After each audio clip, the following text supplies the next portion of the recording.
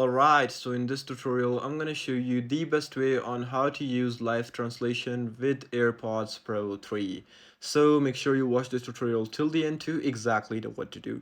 So it's very easy on how you can use live translation. It's very easy and basic. So first up, you need to be sure that your phone got Apple Intelligence, the Apple AI. If it doesn't have Apple Intelligence, you cannot simply do this. By just making sure, you just need to go to settings and you just need to scroll down and you'll find Apple Intelligence right next to Siri, and you gotta go ahead and open and turn it on.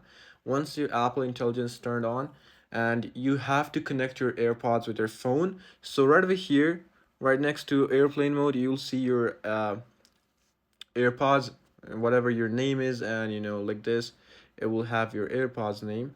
So you'll see the AirPods name like this. And what you need to do after that is just go to your AirPods and you just gotta scroll down and you'll see the option of languages over there. So something like this, if it will be written languages. So you just gotta press on language. Once you press on the language option, okay, once you press on it, you'll see like downloaded languages with your AirPods, and what you need to do is you just need to press and hold both of your AirPods to start live translation. It's as simple as that.